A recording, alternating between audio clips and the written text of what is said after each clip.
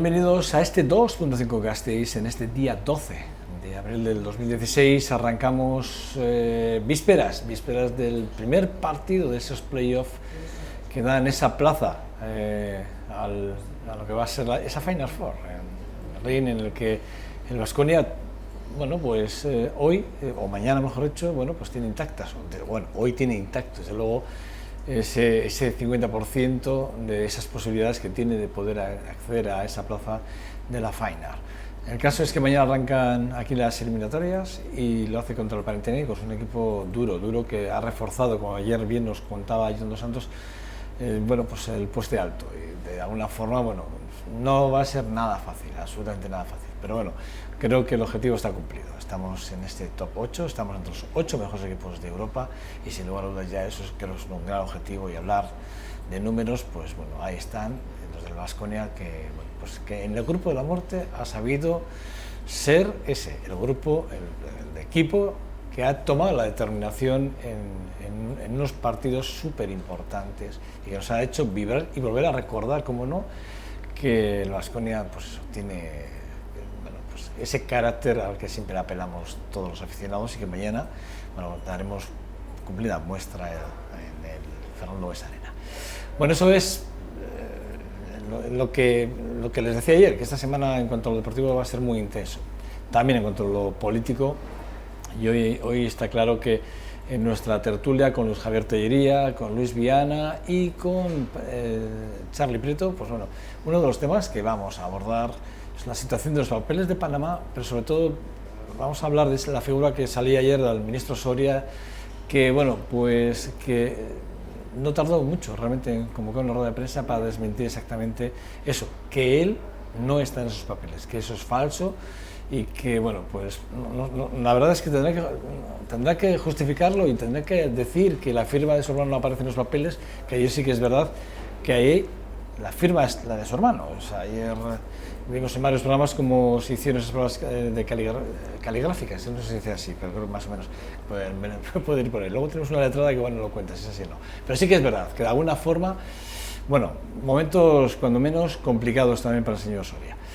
Y evidentemente al señor Soria también le compete esa decisión que ayer conocíamos por parte de Iberdrola de que probablemente, pues Garoña, digo probablemente porque la verdad es que en las siguientes horas a esas declaraciones, después de que sacara esas declaraciones con el director general de Iberdrola, bueno, pues parece ser que Garoña se va a cerrar, pero en las últimas horas ya otra vez volvemos a las aguas revueltas. Bueno, temas que tendremos en la tertulia, ya saben, recta final, nuestra contraportada hoy, ya saben, Roberto Lastra, hoy es martes. Hoy Roberto viene a darnos, bueno, a enseñarnos, ya saben que yo también hago mis cositas en esto de la escritura porque me gusta, nos va a enseñar algo técnica, ¿no? Y a los correctores también les va a enseñar técnicas de corrección importantes. Bueno, eso será en nuestra contraportada. Pero en nuestra portada, hoy, si me lo permite, vamos a hablar con la Asociación Vasca de Víctimas del Amianto, o de Euskadi del Amianto. Vamos a hablar de un tema que esta mañana, luego hablaremos de la noticia, conocíamos que la Comunidad de Madrid, en un colegio de Madrid, ha pedido la retirada después de creo que 4 años en litigios entre la dirección del colegio, padres y la Comunidad de Madrid han decidido retirar un amianto que llevaba deteriorado más de 4, 5, 6, 7 años, calculaban más o menos. Luego les daré los datos exactos. Pero sí que es verdad que hablar del amianto es hablar de cosas muy serias, pero cuando digo serias son muy serias. Nuria Bustos, ¿qué tal estás? Bueno, buenos días. Hola, buenos días. Bueno, vienes en representación de la asociación, ¿no? De la Asociación Vasca de Víctimas del Amianto. Sí, trabajo como letrada, pero también soy víctima del amianto. Mi padre falleció por esta enfermedad y colaboro con la asociación haciendo labores de asesoramiento a las víctimas. La verdad es que cuando uno se pone a trabajar en el tema, te decía antes fuera de cámaras que ayer, pues leyendo, y además lo va a decir porque sí me gustaría que nosotros lo vamos a hablar con Nuria y vamos a intentar hablar de Euskadi, vamos a intentar, bueno, centrarnos en Euskadi, ¿no? Pero sí que es verdad que ayer cuando conocimos, bueno, cuando queríamos hablar con Nuria sobre el tema de las víctimas en Euskadi del amianto, bueno, pues uno empieza a indagar y empieza a ver programas, y hay un programa que yo les aconsejo que lo vean si pueden, ¿eh? Online se puede ver perfectamente, que es en la noche temática de la 2. Hace un año, más o menos, se hizo un documental brutal sobre el amianto, pero además hace poco se ha vuelto a reponer, y yo tuve la ocasión de verlo ayer anoche. Son 53 minutos de documental, y créanme que son 53 minutos que se pasan muy rápidos, porque desde el minuto 1 hasta el final solo queda una palabra latente, y es la palabra víctimas, y además sin solución, cáncer. Y es que es así, no podemos hablar de otra cosa. Y además, en el día a día de nuestros hogares, porque el amianto está en muchas de las cosas que utilizamos día a día. Y esto es así, Nuria, es así, a pesar de que las normativas europeas se están endureciendo más, si cabe, pero aún así. Sí, estamos hablando de una problemática que ya no es de un ámbito laboral. Cuando constituimos la asociación, el objetivo era llegar a los trabajadores afectados, que conociesen sus derechos, que conociesen cuál era su situación, el peligro al que habían quedado expuestos, pero estamos viendo que es un problema mucho mayor que el que hablamos del ámbito laboral. Es un problema que afecta a las familias de los trabajadores, sobre todo a sus esposas, que se han podido ver expuestas por el contacto que han sufrido en el lavado de buzos, pero incluso también de vecinos. Y conocemos casos, y de hecho hay un reportaje que se puede localizar en internet que se llama La Plaza de la Música, sí. En la que se habla de una fábrica paisa en Rentería, en la que la propia madre del director falleció por haber estado expuesta a la contaminación que se producía porque ella vivía delante de esa fábrica, y las chimeneas retiraban el amianto, el aire contaminado a través de esas chimeneas que llegaban a su casa, por lo que vemos que es un problema que afecta a toda la sociedad. Vemos que estamos rodeados de amianto, uralitas, conducciones de fibrocemento, amianto que está instalado en edificios antiguos, ya que en las épocas de los años 60-70 el amianto se utilizaba muy profusamente, y las operaciones de retirada de amianto suponen un peligro, ya que la manipulación del amianto conlleva la liberación de fibras, y estamos hablando de operaciones de retirada de amianto que suponen mucho dinero a quien tiene que afrontarlas, y por lo tanto lo que está ocurriendo es que se están haciendo operaciones clandestinas de retirada de amianto, poniendo en riesgo al resto de la ciudadanía. Una cosa está clara, hay un mapa del amianto en Euskadi, y un mapa del amianto a nivel nacional, incluso europeo, se empieza ya a tener en cuenta. ¿Cuál es el mapa ahora mismo en Euskadi? Bueno, fue una de las iniciativas de la asociación ponernos en contacto con los ayuntamientos del País Vasco para que elaboraran un listado de edificios en los que se podía contener amianto, para hacer un seguimiento de diferentes obras de remodelación que podrían realizarse en esos edificios y tener un control sobre ellos. Lo cierto es que hemos visto que la involucración de los ayuntamientos ha sido muy relativa, y de hecho han sido pocos los ayuntamientos que han contestado de forma positiva a nuestra propuesta de elaboración de un mapa de amianto, y en ese sentido tenemos que decir que seguimos intentándolo, seguimos con esa propuesta, y seguimos insistiendo que los ayuntamientos tienen que tener una mayor implicación por el riesgo que decimos que para toda la población puede implicar ese amianto. Fíjate, estaba leyendo la noticia que te decía yo antes. Vamos a hablar, nos referimos a la noticia porque la hemos conocido esta mañana, ¿no? Esta mañana Cadena SER daba la noticia de que en la Comunidad de Madrid mantienen un techo de amianto en un colegio público, ¿no? Y van a pedir la retirada. Un amianto que además está perforado por el agua, es decir, que ya está abierto, lo cual quiere decir que las esporas están expuestas, y los niños hacen deporte, por ejemplo, el deportivo, ¿no?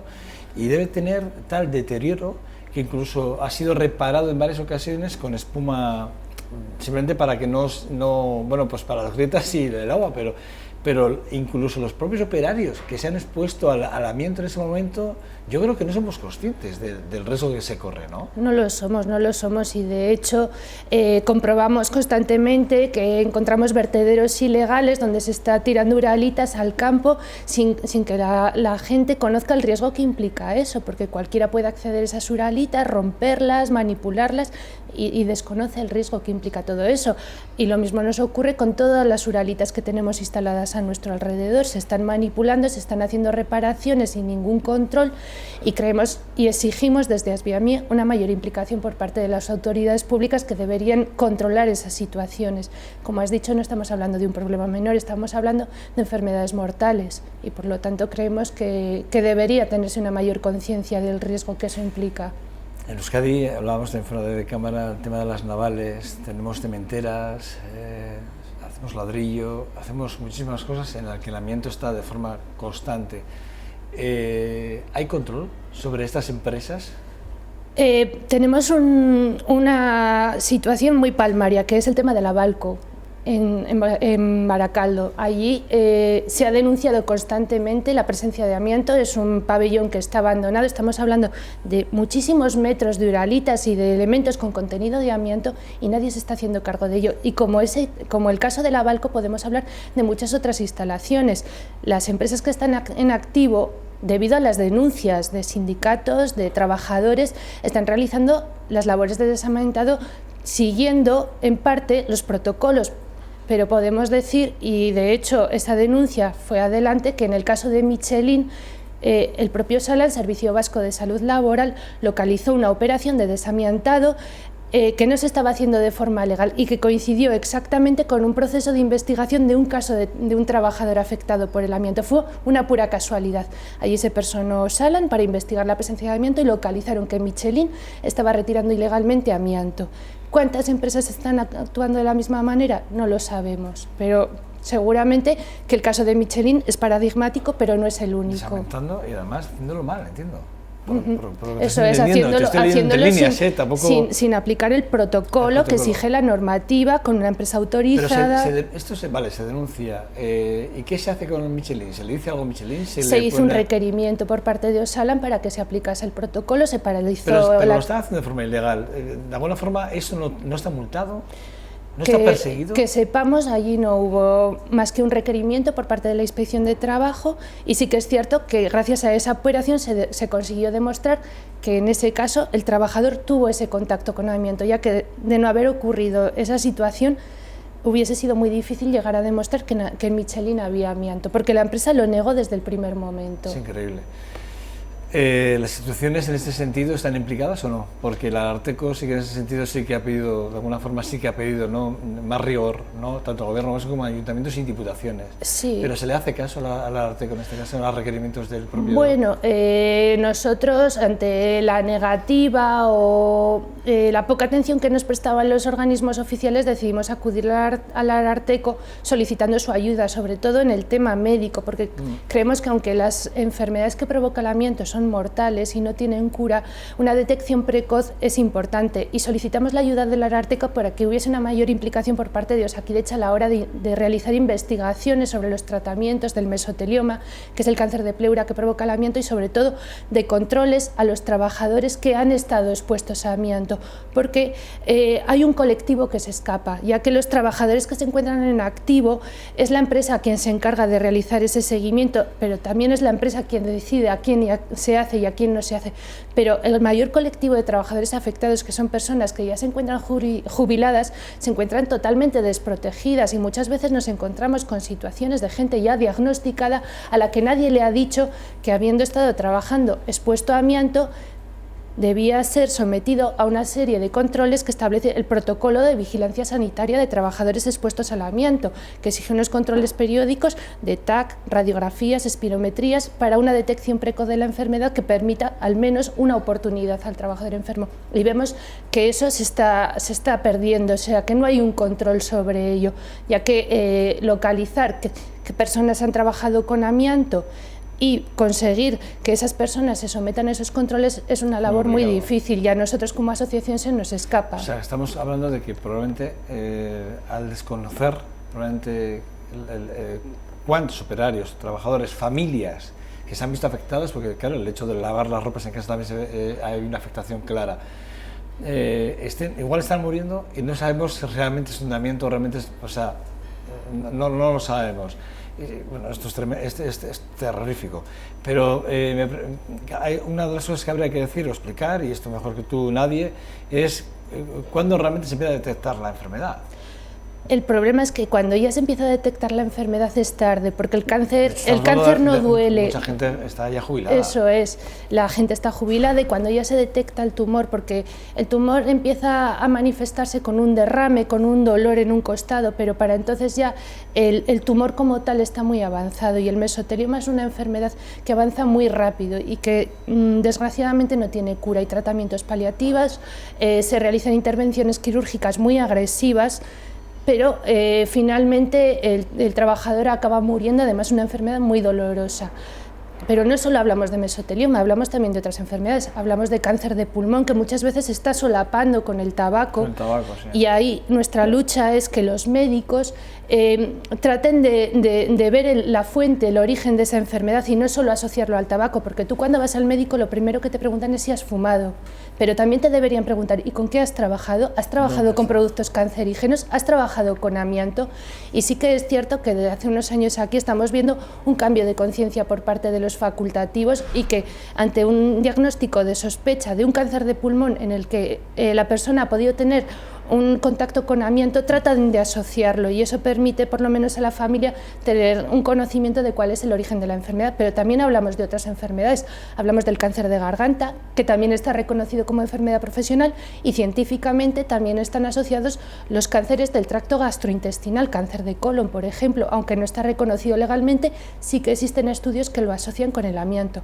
Y por otro lado hay otras enfermedades como es la asbestosis, que es una fibrosis pulmonar que también está vinculada al contacto con amianto y que con un desarrollo más lento que el amianto, que el mesotelioma también suele tener un desenlace fatal.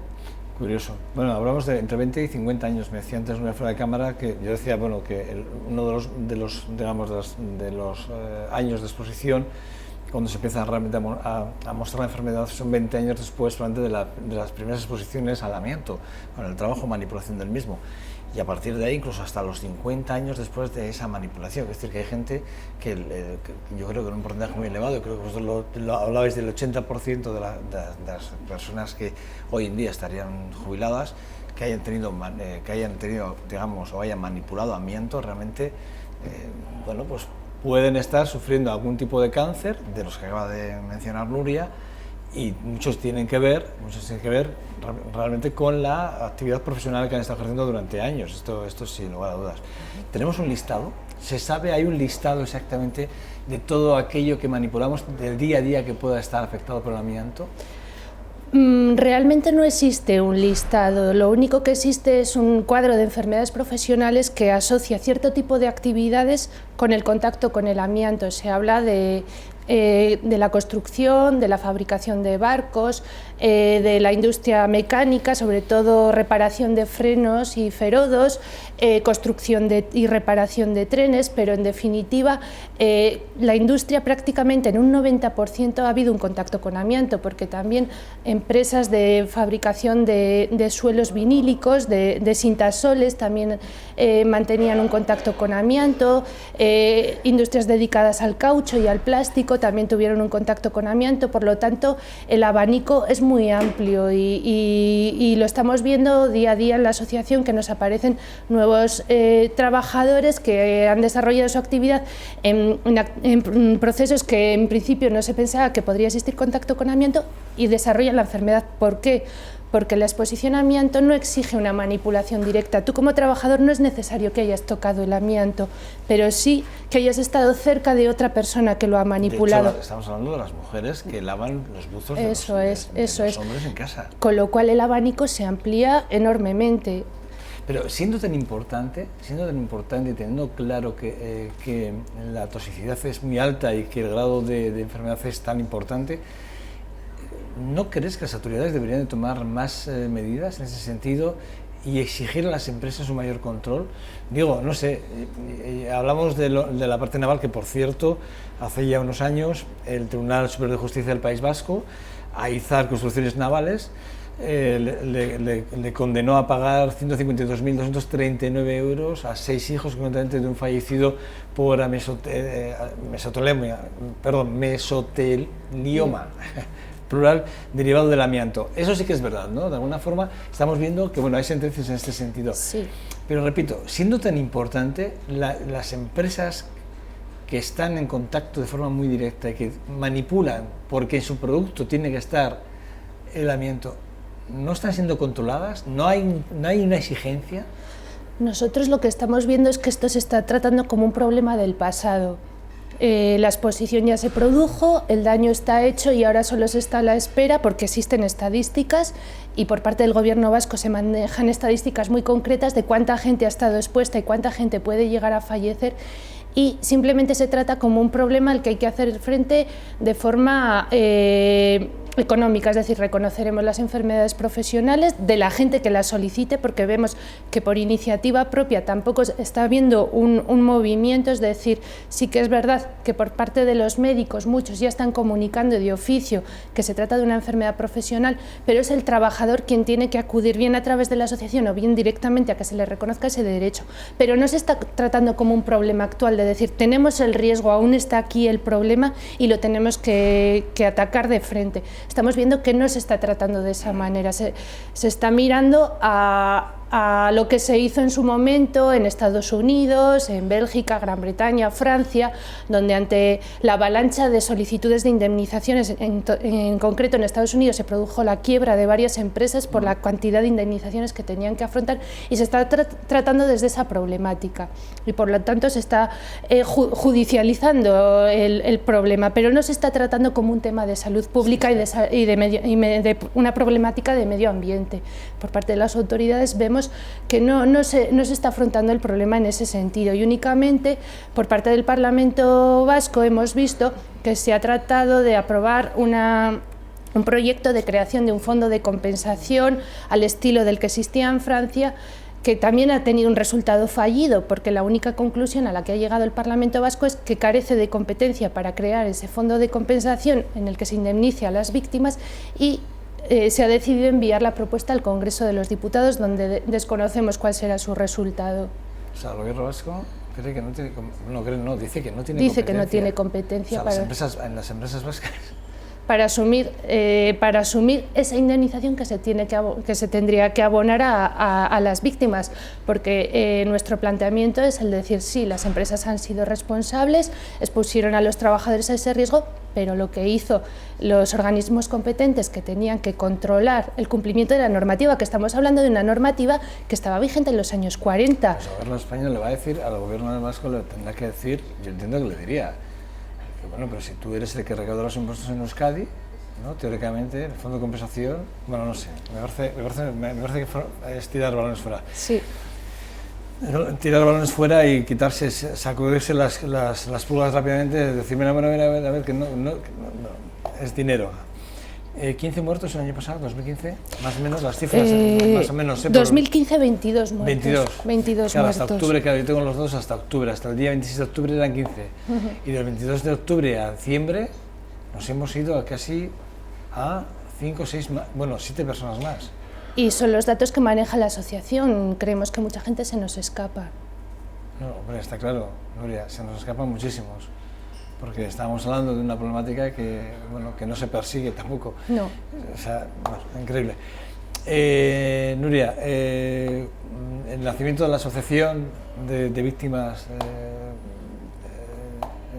del Amianto en Euskadi, ¿en qué estáis trabajando? ¿Cuál es la línea que lleváis ahora mismo?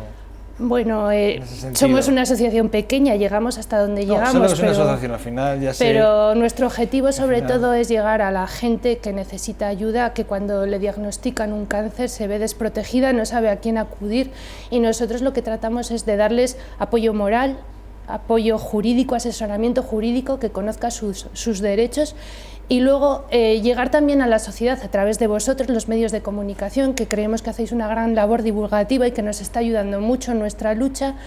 Y tratamos, junto con el resto de asociaciones que existen en España, que existen otras asociaciones que hacen la misma labor que hacemos nosotros aquí en Euskadi, presionar a los organismos públicos para que tomen cartas en el asunto y se tomen en serio el problema. La verdad es que estamos hablando de una... Los años 70, 90 es cuando mayor exposición hay, ¿no? Realmente del amianto. En este documental del que yo hablaba, de la noche temática de Televisión Española, se habla de Canadá como uno de los puntos, bueno, es más, el secretismo que hay en ese pueblo canadiense, que ahora no me acuerdo el nombre, es brutal, pero brutal, y ahí además se ocultan las cifras de muertos anuales que hay a través del amianto, que se manipula de forma, vamos, o sea, con una naturalidad tremenda, pasmosa. Y luego sorprende, porque hay un momento en el que el documental llegan a hablar de los chinos, hablan de, bueno, de cómo en los termos De hecho, hay una muestra, en el documental se rompe un termo, se hace en un centro de investigación, cuidado, también hay... Bueno, y cómo realmente se pone en manifiesto que simplemente la ruptura de un termo comprado en un chino, bueno, cómo quedas expuesto realmente al amianto, ¿no? Pero yo digo, ¿las autoridades esto lo permiten? Porque claro, esto estamos hablando de que se detecta en Francia la venta de termos hechos, fabricados en China y que vienen a Europa sin ningún tipo de control.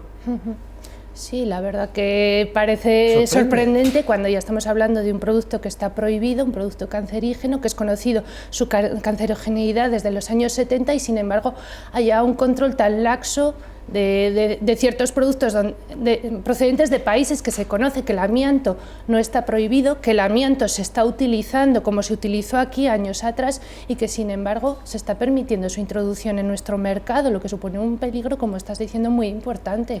Estamos hablando de miles de edificios, tuberías, tejados, estamos hablando incluso de azulejos, estamos hablando de cosas que están en el día a día, que en nuestra casa taladramos, por ejemplo, hacemos un taladramos para poner un cuadro y estamos expuestos al amianto. Sí. O sea, estamos hablando de esto. Es que sí. No sé si ustedes son conscientes de lo que estamos hablando hoy con Nuria Busto. Aquí me parece que es... Repito, hay mucha documentación de la cual yo les aconsejo. Repito, este documental no me voy a cansar hasta que acabe esta entrevista, pero no me voy a cansar de decirles que lo vean, realmente que lo vean. Yo luego intentaré a través de las redes sociales hacerlo llegar, ¿no? Pero sí que es verdad que estamos hablando de que se cree que de aquí al 2040 habrá más de 40.000 personas que habrán muerto en España, más de 40.000 personas habrán muerto en España por exposición al amianto y sin saberlo.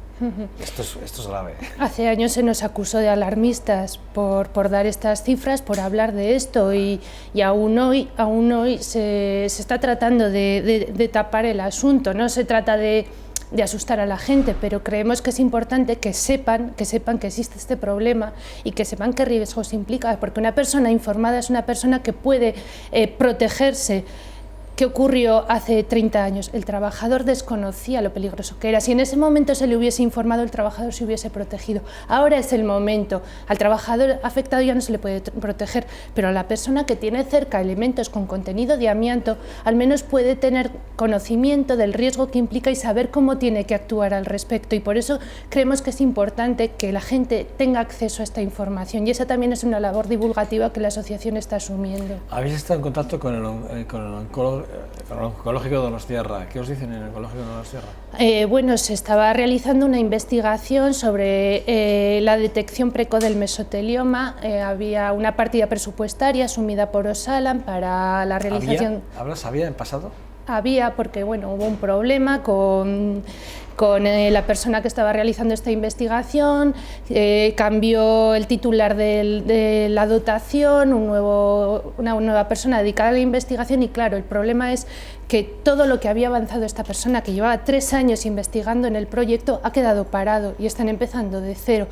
Para nosotros fue una gran frustración porque habíamos depositado toda nuestra confianza en esta persona y hemos visto que por parte del oncológico esto nuevamente se trata como un tema menor y no vemos avances en la investigación. En su momento había un colectivo de trabajadores que se habían ofrecido ellos mismos para la investigación y bueno, pues viendo cuál ha sido el comportamiento de este centro de investigación, los propios trabajadores se están negando a participar porque no ven que esto lleve a ningún resultado. Increíble.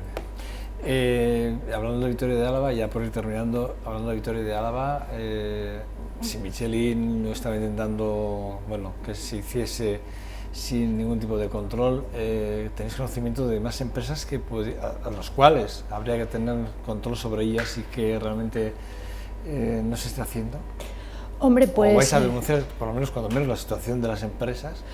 La verdad que nosotros como asociación tenemos limitado acceso a esa información, necesitamos la colaboración de los sindicatos que también, bueno, pues tenemos que decir que a la hora de mantener con los sindicatos, a la hora de mantener una colaboración estamos teniendo resultados dispares. Vemos que por algunos sindicatos hay mayor implicación con este tema del amianto, pero otros sindicatos, bueno, pues están a otra cosa. Entonces, claro, acceder nosotros a la información de dónde hay amianto, cómo se está retirando este amianto, está siendo un problema difícil. Muchas veces lo conocemos por los propios trabajadores de las empresas que se dirigen a la asociación para que seamos nosotros quienes las asesoremos cómo realizar estas denuncias, pero ya digo que para nosotros acceder a esa información es algo difícil. No es nada fácil. Cualquiera que se dé una vuelta por los pabellones de algunas zonas industriales de aquí, de Álava, se da cuenta, si mira hacia el techo, que tienen techos Duralita. O sea, que quiere decir que ese ejercicio, cuando vayan paseando, fíjense ustedes y se darán cuenta que muchas días tienen techos Duralita. Ahí está el amianto, principalmente ahí está el amianto. En el cemento también está el amianto. Acabamos de decir varias cosas de las que manipulamos a diario, que estamos llenos de amianto.